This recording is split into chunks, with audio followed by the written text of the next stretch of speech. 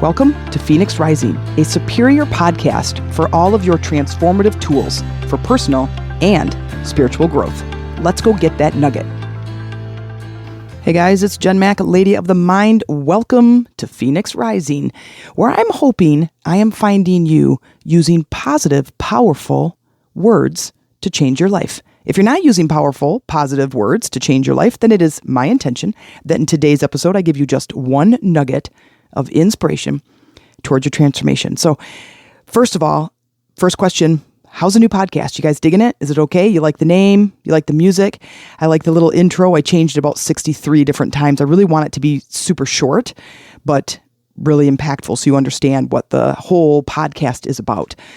So today, when we talk about empowering, like I know that word has been used so often, but that's my gift, is to empower people to up level, to step into their life just a little bit further, to just grow, change, adapt, make the most of their life. I think that is, I know that is my purpose. And so if you're listening to this, I'm hoping that there's something just outside of you that you're reaching for. In the areas of health, wealth, and relationships, we're always striving, and sometimes we strive, we don't use the right tools, and then we end up giving up, and we end up going long time without having our goal. So I'm hoping that today we're going to talk about our words, because that's the beginning step that we really have control of. We can control our thoughts. We can manage where our thoughts go, but sometimes they just come in so fast based on our past story and our limiting beliefs and our original past thought patterns and how we are used to thinking about things. But it really is about making the decision to change something. And I find that changing our words is a lot easier and faster than changing our emotional state. Our words and our thoughts feed our emotional state. So the beginning part of the river, the trickle, begins with our thoughts and our words. And because our thoughts are so fast, that I think it's important that the next step, the next piece of this whole puzzle is our words. So I want to talk about affirmations today. Amy is my partner of 13 years, and we have 3 boys together. One that I adopted just as Amy and I got together as a teenager. His name is Bob. And he is happily married and lives in a very small town not too far from me and seems to be doing really, really well. And we had this great conversation a couple of weeks ago talking about manifesting and the things that he does. And he puts these affirmations together before bed. There's like 3 or 4 of them, and he repeats them slowly before he falls asleep. And like 3 or 4 times, he said, and then he falls asleep, and then he just dreams. His subconscious mind just kind of starts to work those new beliefs that he just installed before he went to bed. And I thought it was brilliant. And he's been seeing some really significant changes. And it's been really exciting for him because when he first moved in, he's 15 years old. And when he first moved in, he was just like a little firecracker. I called him my little hurricane. He just kind of breezed in, and he was in foster care, and he just kind of breezed in, blew by me in the kitchen, went down the hallway with this giant duffel bag, and he's like, "Where do I sleep?" And I asked our caseworker at the time, I said, "What's his name again?" And he's like, "His name is Robert, but he goes by Bob." And anyway, but we hit it off really well. And he was such a great kid. And I remember early on, probably the first month or so that he was living with me, I have this big back deck, and I couldn't find him in the house. And so I'm, going through, I'm like knocking on his door. He's not there. He's not in the bathroom. He's not downstairs. I'm like, where the heck is he? And I heard something on the deck, and I went out. The slider door was open, and I just peeked around the corner, and he was sitting on the deck in crisscross, and he was meditating. And he had his hands, upright on his knees, and he was kind of mumbling something to himself. So I didn't say anything. I didn't interrupt him, and I just came back in the house. And now, of course, I'm like tiptoeing through the house. Anyway, he came back in, and I said, "Tell me what you were doing." He goes, "I was just meditating." And I'm like, "That's really interesting." And at this point, he didn't really want to talk about it. He just said, "Oh yeah, it's just something that I just picked up." And that was kind of it. We didn't talk about it much. He's 15 years old, right? And But it's just really interesting that now he's 29 years old. And of course, that has been my life for a long, long time, is meditating and manifesting and law of attraction and words and mind mastery and emotional management. All these things have been a part of my really self-learning,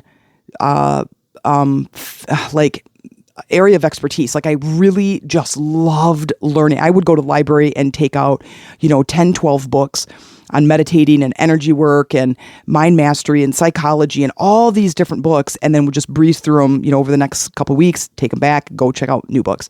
And that's been my journey for probably 25 years. And so we talked about it over the course of, the next 4 or 5 years. The year that he turned 17, I adopted him.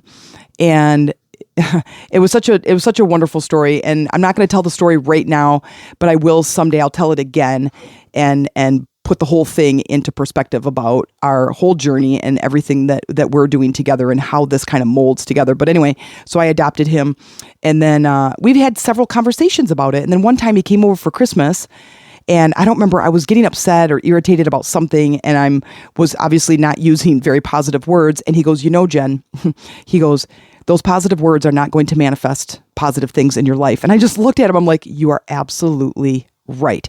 And I thought that it was so interesting how it came full circle and then speed forward. This year we're talking about his ability to manifest and what he's been doing and what he's been working on and what's been showing up in his life. And it's been so amazing to have these deep connected conversations with him. So I want to say this part first. It has been a real joy having someone in my life that I can have these conversations with that seem a little bit out of the norm, whether it's with Amy or whether it's with my son. And of course, we have 2 other boys, Brandon and Cameron. And Brandon has autism. He turned 18, and he'll be 19 in July, and he's graduating from school and or from high school, and then he's going to go on to the Life Skills Center. And he has autism. He's about 6'1" and skinny little rail, and he's like a 6 or a 7-year-old in an 18-year-old's body. His interests are very young like that, and his abilities are right around there, 6, 7, 8, 9-year-old. So we don't really talk about meditation and manifesting much. And but with Cameron, who's 15, I've been talking about meditating and manifesting with him for a really, really long time, like since he was 3, 4, 5 years old. He just turned 3 when they moved in with me. And it's been a real treat. It's been a real joy to have these deep connected conversations. So I would highly, highly recommend that you find somebody that you can have these kind of conversations with, because it's so exciting to be able to kind of sit in the driver's seat of your own life, using different words, different thoughts to create a different emotional state, and then seeing the results show up in your life, and then being able to share that with somebody. To be able to go, oh my God, you're not going to believe what just happened. I did this meditation, and holy cow, I was trying to manifest this certain amount of money. And then 30 minutes later, I get out of my meditation. I come out, I check my phone, and I couldn't believe it. I got this speaker gig for that same amount of money. And that is actually a true story. I've done that twice now. And it's really exciting. But then you want to turn around and tell somebody, you want to share this good news with somebody. And sometimes, because it's starting to be a little bit more well-known. People are talking about meditating and manifesting all the time now. And so it's a little bit more well-known, but it is really fun when you can go out there in the world and you can say that to somebody. I remember the word manifesting was a very weird word to me years and years and years ago. I think this was probably early 2000. And I shared the story a couple times. I just want to kind of give just a brief overview. But I met this girl, and I was looking for investors when I was I was buying real estate property, and I was looking for investors. And so she showed up as an investor. We're having this conversation. And she was telling me about this money she wanted to invest and that she was going to manifest it. I said, you're going to what now? And she goes, I'm going to manifest it. And this meeting was on Monday. She goes, I want to manifest it by Friday. And she's like, so we'll meet again by Friday when I have the money in hand and I will invest. Well, I left there thinking she was like off her rocker. And lo and behold, here I am years later teaching the same thing. So, and as far as I know, she never manifested the money. I think I saw her again in town. But I never worked with her. She never became one of my investors. But anyway, I do find that it is easier to talk about Meditation is around. It's not going anywhere. Many people are picking it up. It's becoming more and more popular in our area. And so I think that it can be something that is really talked about. And so if you are working on manifesting, if you are working on affirmations, we're going to talk about how to use them and the purpose of them, the deep down purpose as the energy that your how affirmations work, the energy reason. I'm an energy worker and an energy coach and an intuitive healer, and that just means that I work at the energy level of things.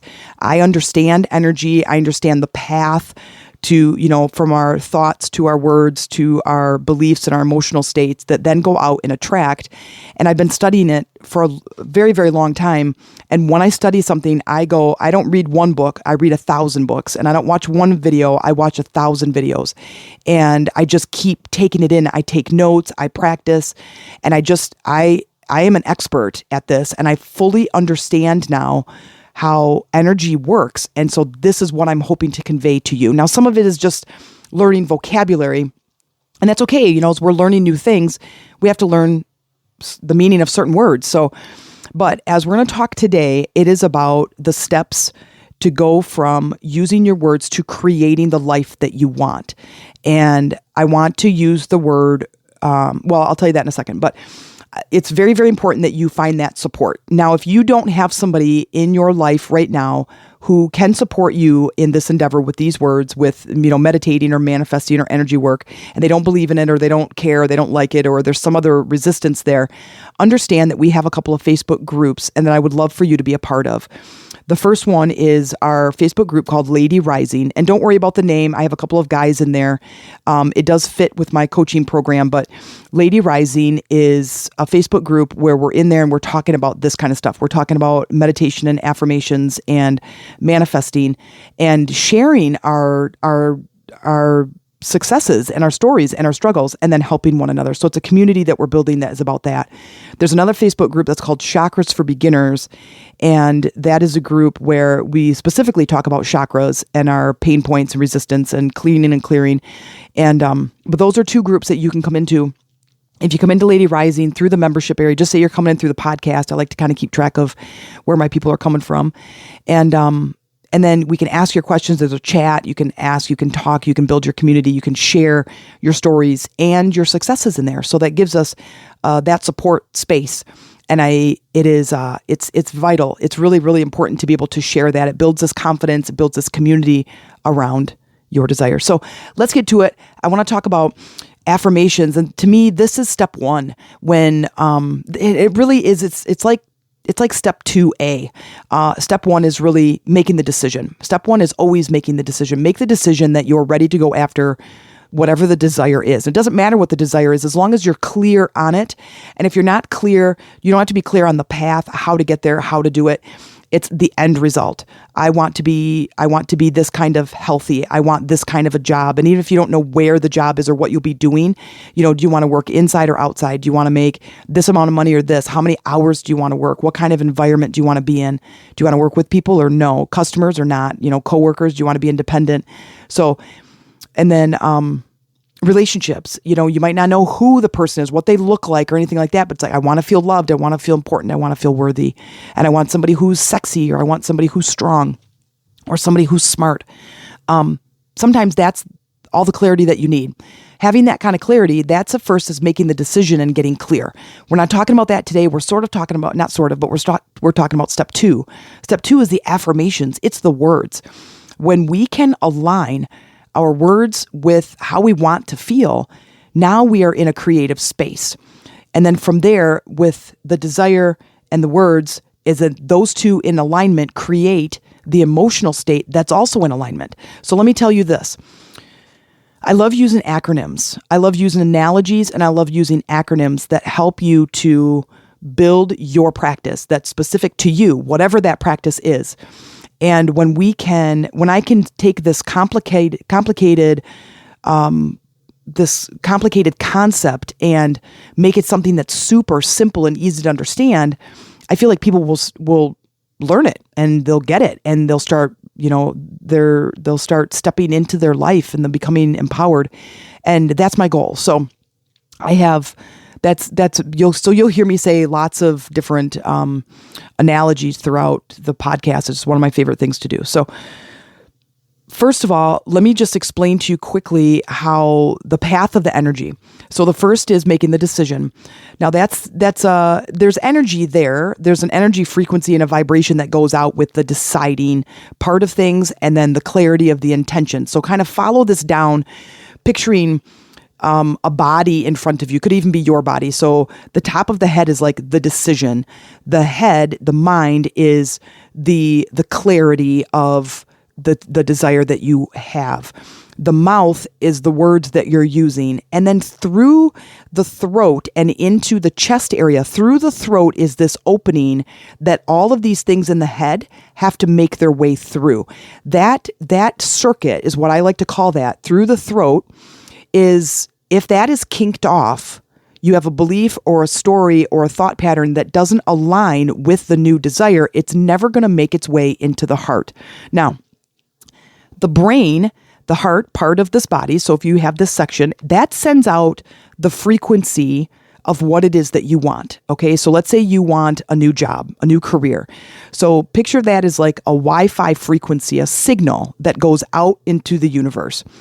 Jen wants a job. You want a job. You want a career. You want this thing. You want this big, beautiful, bold life. You want whatever the desire is. Okay, then it goes down through the circuit, it goes down through the path, through the throat, and into the heart. Now, if everything is clear, if the runway is clear, then it's in the heart. That means the heart is now a magnet. It's now a portal. So the signal goes out into the universe and the heart pulls it in. Okay, so it becomes this loop. The signal from the brain goes out and it pulls in through the heart. Well, the heart is where your emotions are. So now go back in time. There used to be this coach she was a health coach, and she used to talk about weight loss all the time. And I was a personal trainer for like 25 years, and it's in the health industry. And she used to just drive me absolutely crazy with her teachings, because she would say, stand in the mirror and look in the mirror and go, I'm thin and fit, I'm thin and fit, I'm thin and fit, and you will be thin and fit. And I said, well, there's parts to her story that just aren't true. You can't just stand in the mirror and say, I'm thin and fit and thin and fit. So remember this circuit. So if in the brain, you're sending out the signal, but through the throat, through that conduit, there's a block. There's a story, there's a belief, there's a thought pattern that just is not in alignment with you saying, I'm thin and fit. Your body goes, no, you're not, right? There's a block there. It never gets into the heart, which means the signal goes out, but then it doesn't pull into anywhere. It's like the antenna is there, but you don't have the receiver turned on. Makes sense? Especially how TVs work right now. You can have the TV on all day, sends a signal out, but the receiver doesn't receive the signal back to then show you on the TV. Okay. So the signal goes out, but it doesn't receive. So that person stands in the mirror forever and ever and ever saying, I'm thin and fit, and they can do it until they're blue in the face, but they're never going to be thin and fit if the mind does not connect through the throat, does not connect through into the heart. Okay. Are you with me so far? Hopefully you had a journal out and you could draw that as a picture. I really love that. And I love the seeing that visually to then go, okay, so here's my thoughts, here's my desire, here's my intentions up in the upper part of the head.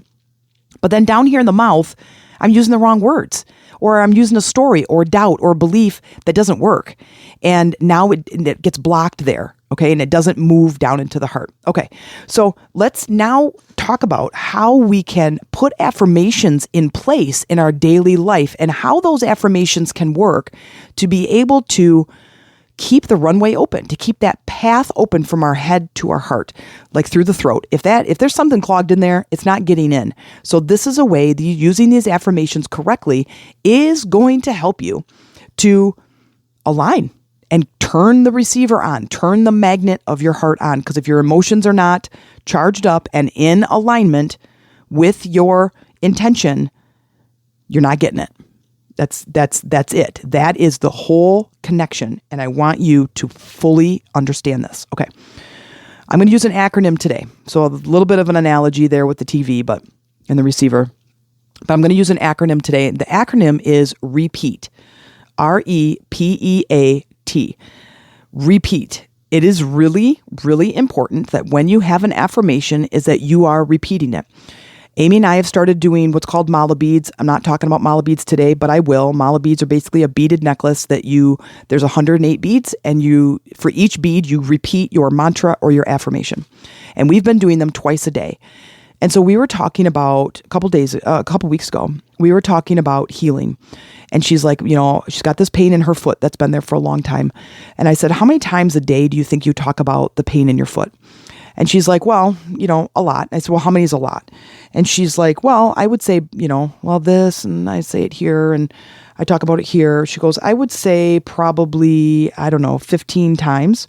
I said, okay, so we take that 15 times. You say that 15 times a day. That's 105 times a week that you talk about or feel or notice your pain. And I said, does that sound fair? And she said, yeah. And I said, okay, so now let's take mala beads for a second. And what we're going to do is we're going to reinstall. We're going to stop saying the pain. We're going to stop talking about the pain, and we're going to install new system, a new way of doing things. And that's going to be mala beads. Now, I'm not selling mala beads right now, though we do sell mala beads at the meditationroomtc.com. But anyway, I'm not trying to sell them. But what I'm saying is now we're going to up the amount of time that instead of saying this over here about the pain in my body, I'm going to say something different. I'm going to say, I'm healed, or I release this pain. Okay. And I'm going to repeat it. For the beads, it's 108 beads. We're going to do this twice a day. That's 216 times you're going to talk about your body healing. Now, even right there, that's once a day. That's one day, 216 times. Let me just let that soak in. In a week of her saying it 15 times a day, that was 105 for 7 days. And she's created this pain in her body. How do you think the body is going to respond to 216 times a day of saying something about releasing the pain? Now, if you do that 7 times, you're talking about over 1,500 times you're going to talk about healing the body. What do you think the body is going to do at the end of those 7 days? It's going to begin healing because you're feeding it different words. You're telling a new story. Now, again, as long as the head and those beliefs and those stories make it down through the channel, through the throat and into the heart, healing is happening. Okay? Here is the acronym. The very first one is release. So the word repeat, and these are affirmations that you can build.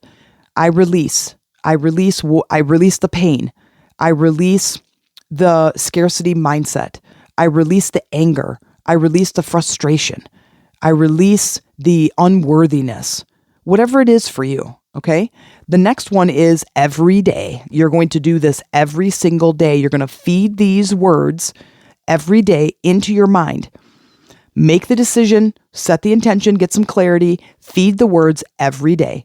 The P stands for positive. Now, the releasing this is just the ability to let go. I'm releasing the anxiety. I'm releasing depression. I'm releasing the discomfort. I'm releasing the pain. Okay. They're still positive. I'm releasing that thing. Then I'm going to do that every day. Then the positive words, I'm receiving healing. I'm receiving love. I am letting myself get into the flow of money. I am allowing myself to be in the flow of abundance. I'm a magnet for good things in my life. I am open to receiving the good that the universe has to offer. Those are the positive words. You're going to turn your story around into something more positive. Now, the E, this second E stands for the emotional sensation. Your goal with your affirmations is to not just stand in the mirror and go, I'm thin and fit, I'm thin and fit, I'm thin and fit, and then you just feel the exact same. That means you didn't connect. That means that somewhere in the pathway between the head and the heart, between the throat, that channel, something's there that's blocked. A story, a thought pattern, a limiting belief. Okay? You want to create an emotional sensation. And that emotional sensation should be a positive, an emotion that is in alignment with the intention. Now, let me repeat that. The emotional sensation that you create in the body should be an emotion that goes along with your intention. If I'm trying to create a job that makes me feel powerful, and I say I'm releasing scarcity, and I'm allowing a powerful job to come into my existence, but my emotional state is doubt. Doubt doesn't go with a powerful job. It doesn't work. The pathway is closed. Okay, there's a block in there somewhere. But if I all of a sudden feel powerful, feel amazing, feel lit up, feel confident, now you're on the track. Now the receiver is turned on. The A stands for align with your desire. So those two kind of go together. Aligning with your desire. If you're saying, I want a new job where I make 6 figures a year, but right after that but are all the stories that don't align with your desire. And that's a good practice to get into. That's a good practice to kind of light that thing up and say, where's my desire and what's after the but? Whatever's after the but, I need to clear those things. I need to release those stories. Okay. And the last one, trust. Trust that this energy is going to bring you your desire. Trust that the circuit, as long as the circuit is open all of the way and the pathway is clear from your decision, your intention, your words, and it moves down through the throat and into the heart, understand that the circuit is complete. And that thing, that desire is coming to you. Now, once we can trust, and we trust in the power, the power of our own mind, the power of our emotions, and the power of the universe, you have, my friend, a recipe for success. Thank you for listening to today's podcast episode. If you liked that podcast, please subscribe, please like, and write a review. Let me know how it landed with you. If you'd like to support this podcast, please check out in the show notes where you could buy me a chai tea, or you can join my newest Patreon membership for exclusive episodes, guided meditations, and transformative exercises that you won't find anywhere else. Bring your journal, open your heart, and let's get ready for some serious transformation.